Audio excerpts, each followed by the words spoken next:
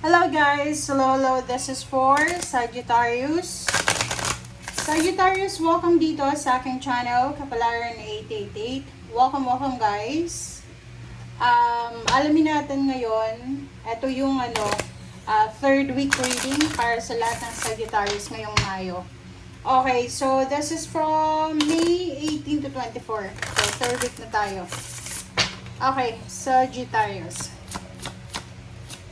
Okay, Sagittarius, I hope na makaresonate ka dito. So, please use your intuition para wala tayong masyadong negativity. Okay? Okay, you have two cards. Number 11, shoes. Number 22, moon. Okay, so Sagittarius, there's parang travel, or maybe you have parang meron kang pinaplano. May pinaplano kang pagta-travel, pagre-relocate.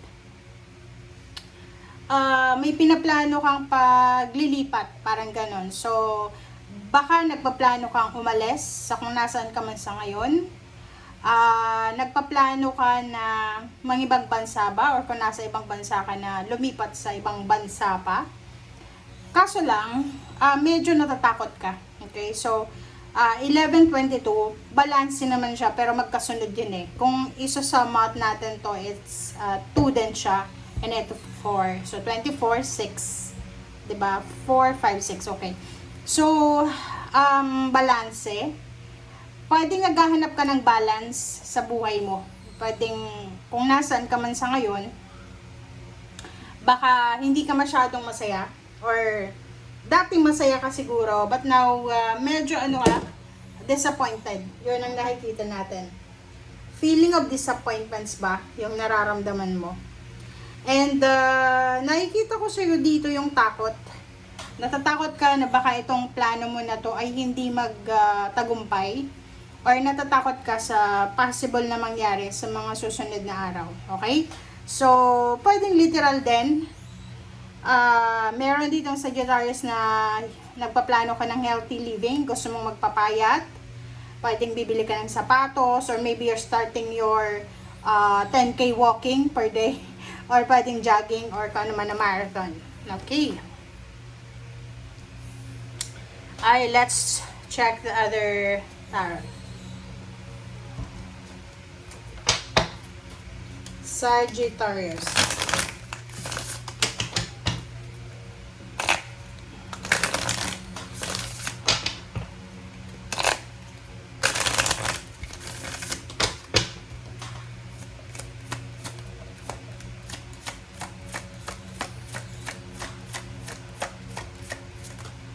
Okay, you have two cards.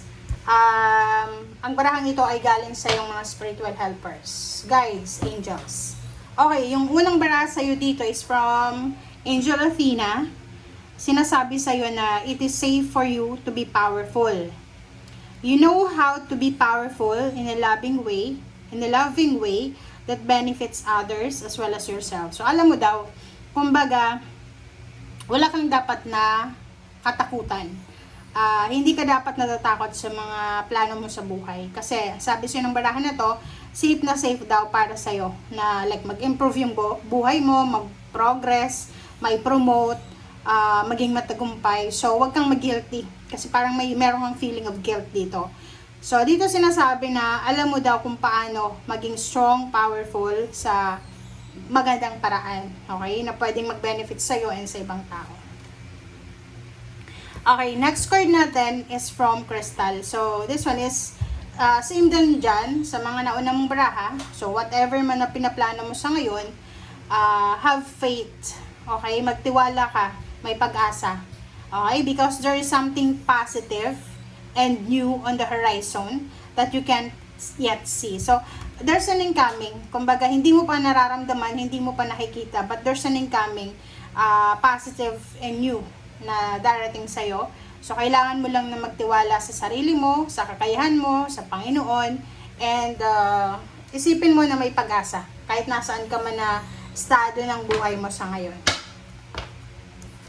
Alright.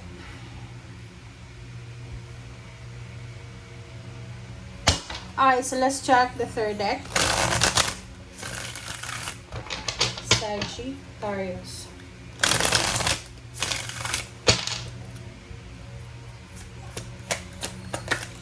Okay.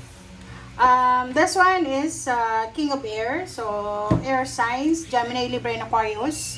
Maybe you're dealing with Libra. Pwedeng ganon. So, maybe you're dealing with the Libra. And dito sinasabi ng barahan na yun.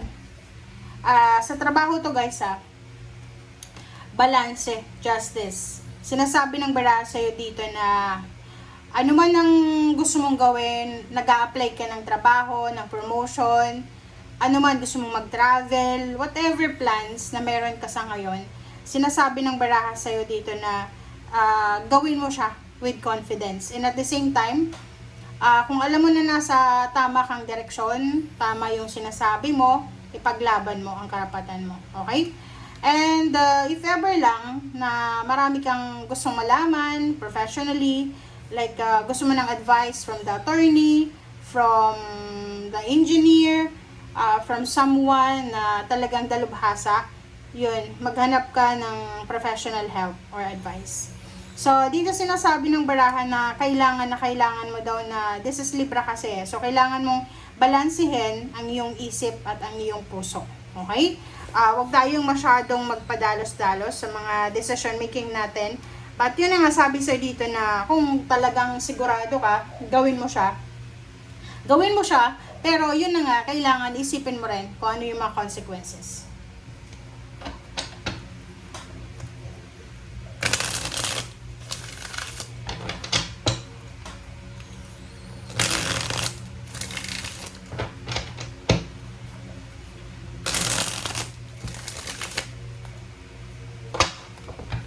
Okay, Sagittarius. Alright, so 7 of Cups, 4 of Cups, so this is water sign energy. Wow, Knight of Wands, 6 of Cups, and then the Tower. Okay, sa ilalim mo dito, there's a King of Wands. So, ang nakikita ko sa'yo dito, medyo yung concern mo sa linggong ito is all about your job, all about your source of income. Kasi etong King of Wands, ito yung pinagkakaabalahan mo sa ngayon, trabaho, negosyo, or pwedeng planong pag-abroad, pagta-travel. Sabi ng baraha sa'yo dito, makinig ka sa sinasabi ng iyong intuition. And the Emperor is here. So, sinasabi ng baraha sa'yo dito na ano man daw na pinagdadaanan mo sa ngayon, emotional, financial, mental, kailangan mong, kumbaga, balanse ng lahat. Okay? Huwag kang magpapadala masyado sa emosyon, huwag kang masyadong magpapadala sa bugsok ng damdamin. Tama, bughok ng damdamin, parang ganun. Okay, 7 of Cups and 4 of Cups, Knight of Wands, 6 of Cups. So, ang sabi ng baraha sa'yo dito, meron sa inyo dito, Sagittarius, na marami kang pinagdaanan sa nakaraan, nasa tower moment kayo, maraming pagbagsak ang nangyari sa buhay mo, propesyon, emosyon, pamilya, plano, bumagsak yung foundation mo. Sinasabi ng baraha sa'yo dito na ayaw mo nang balikan pa. Kumbaga, mayroon kang mga traumatic experiences sa buhay mo na ayaw mo nang balikan. And sinasabi ng baraha dito na okay lang yan.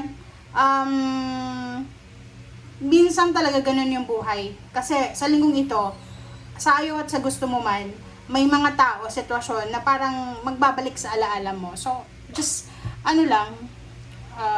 isipan mo lang na, naalala ko. Which is, hindi naman siya importante.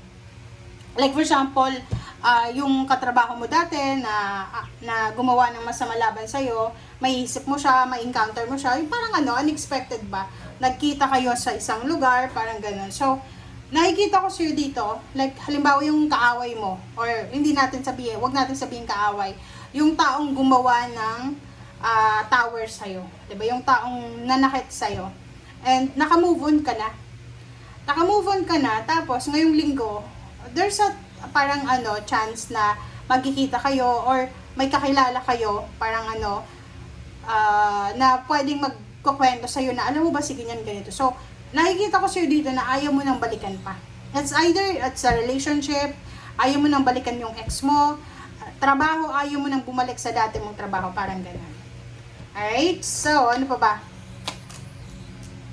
Okay, King of Cups, Justice, Page of Swords, Eight of Cups, okay, Five of Swords. Nakikita ko dito, meron sa inyo, Sagittarius, na parang pwedeng in a relationship ka. Boyfriend, girlfriend, may asawa, may ka-live-in. Parang ganon. Ang nakikita ko sa'yo dito,